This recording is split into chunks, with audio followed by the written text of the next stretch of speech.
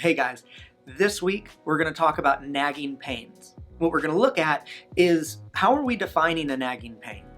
When should we train through a nagging pain? Is that good or bad? What is going on? What's holding us back with this nagging pain? And then finally, how do we get out of it? So first off, let's define it. A nagging pain is any pain that lasts longer than a week. So shoulder starts bugging us. We feel it through training, it's minor, we keep going. The next week, same thing, right? Same pain. We would describe it as the same way. We wouldn't call it new or, it felt different. There's that nagging pain. So is it smart? Is it good to train through a nagging pain? Or is it bad to train through a nagging pain?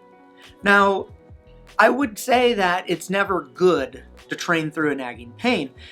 At times, we accept the risk of training through a nagging pain. And I've seen two that I feel really justify training through a nagging pain in my career as a coach. Number one is you're a couple months out of the Olympic Games, you qualified for the team, and then something happens. Now you have this nagging pain.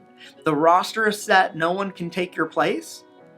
That's a situation where you can accept the risk of training with that nagging pain. Another situation is, say you're heading into a big qualifier that you've been training for a while, or a big competition that you've been training for a while, and something comes up that we would describe as minor, right? It's not sharp, it's not pulling you out of being able to control your movement.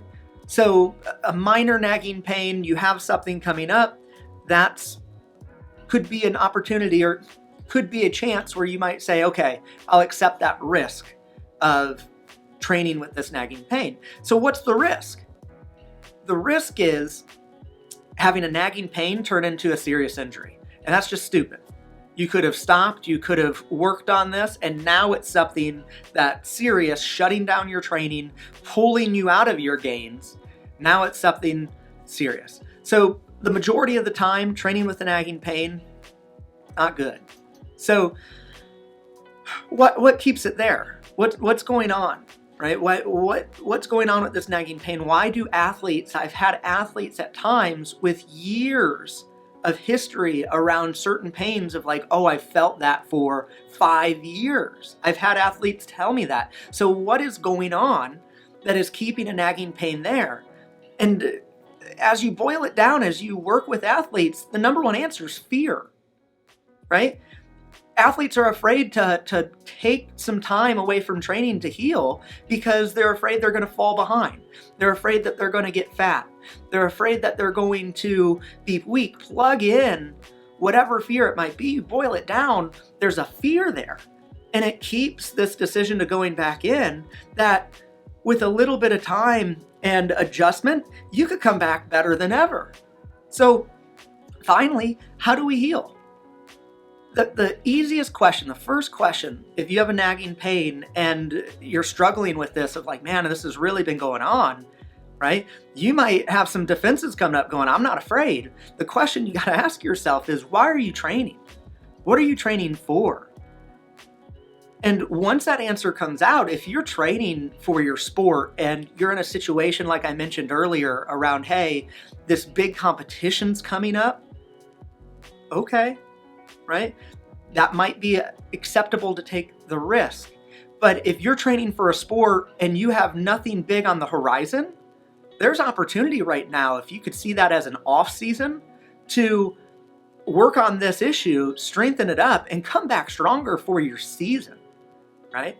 If you're training to get stronger, if you're not necessarily in a sport, but you're like, hey, I want to be stronger, would you not be stronger if, say we're pressing and your shoulder is where the nagging pain is, would you not be able to lift more weight if it didn't hurt or nag you every time you put your arm over your head? Right? And if you're training to be your best, some athletes will say that, I just want to be my best. That's why I train. Does your best self, does that version always have pain? Or is the best self able to flow and move the way they want to move smoothly?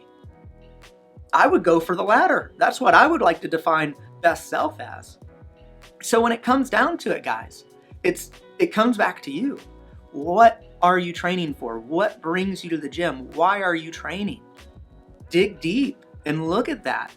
And you'll start to find opportunities to see where we're telling ourselves something that's inaccurate, right? You're not going to become weak by allowing yourself to heal so you can come back stronger. In the short term, if we want to use numbers like, oh, my squat's at 500 pounds right now, and all of a sudden my back starts to hurt. I can still crank out 500 pounds, but it's not the prettiest thing, and it doesn't feel great, and then I'm in agony for a week after. Well, if I take time to work on my foundation and to build it up, during that process, say that process is 2 months. During that process, could I squat 500 pounds? Maybe not readily. Does that mean I'm weak? No.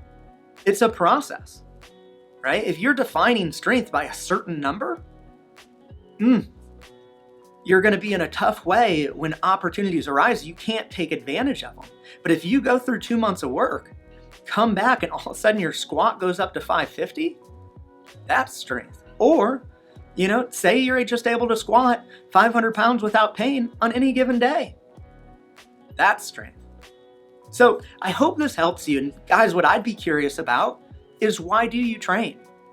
What injuries do you have going on? I would love to hear about that in the comments. So let us know, guys. And if you're watching this, and I'm imagining you clicked on it because you have something around the nagging pain, I wish you the best of luck.